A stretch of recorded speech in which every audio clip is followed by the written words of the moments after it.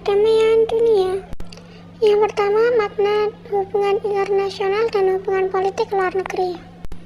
Hubungan internasional adalah hubungan antar bangsa, kelompok-kelompok bangsa, dan masyarakat dunia, dan kekuatan-kekuatan proses-proses yang menentukan cara hidup, cara berpikir, dan bertindak.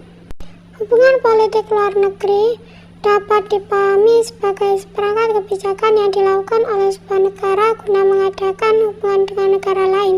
Misinya adalah untuk mencapai tujuan dan kepentingan nasional tiap negara. Nah, selanjutnya, apa itu makna politik luar negeri bebas? Makna bebas dapat diartikan bahwa Indonesia bebas bergaul dengan negara manapun tanpa mengikatkan diri pada salah satu blok, baik blok barat atau timur.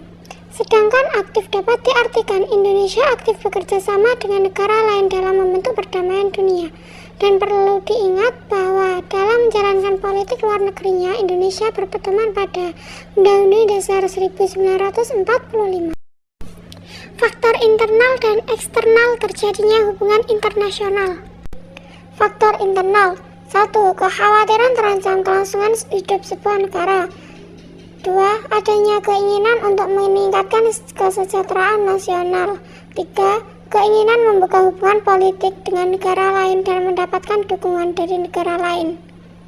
Faktor eksternal: 1. Suatu negara tidak dapat berdiri sendiri tanpa bantuan dan kerjasama dengan negara lain.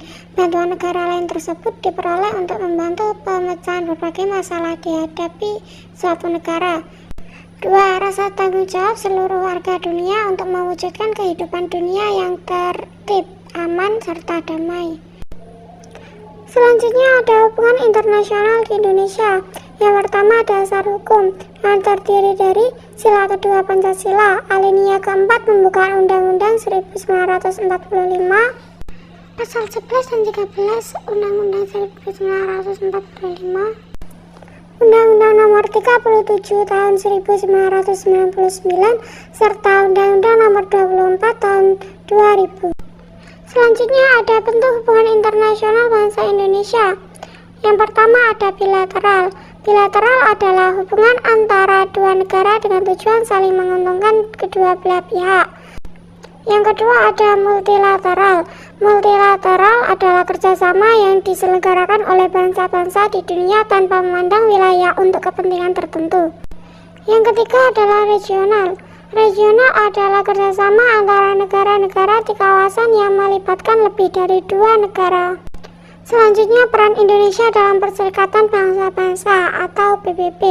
Indonesia secara resmi bergabung menjadi anggota ke-60 PBB pada tahun 1950. Adapun peran Indonesia dalam PBB, yang pertama di tahun 1971, yang kedua di tahun 1973, yang ketiga di tahun 2017, dan yang keempat di tahun 2018, yang kelima di tahun 2019, dan yang terakhir tahun 2020. Istilah-istilah perjanjian internasional. Yang pertama ada traktat atau perjanjian yang diadakan oleh dua negara atau lebih yang mencakup instrumen yang dibuat oleh subjek hukum internasional dan memiliki kekuatan hukum yang mengikat.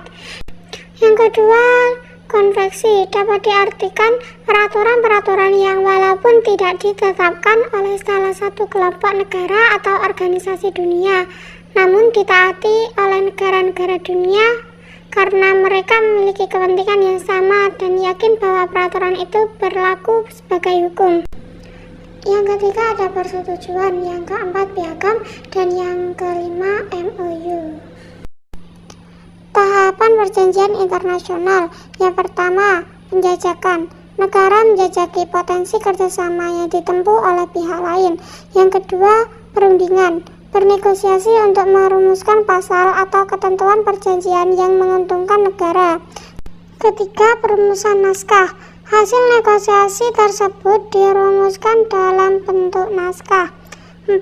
Penerimaan. Jika perumusan naskah sudah disepakati oleh para pihak, maka naskah perjanjian akan diterima oleh pihak tersebut.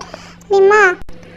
Kelima, penandatanganan. Setelah adanya penerimaan teks dalam tahapan perundingan, tahapan perjanjian internasional selanjutnya adalah dilakukan pengesahan teks atau dengan pembubuhan tanda tangan wakil negara dalam teks perjanjian internasional tersebut.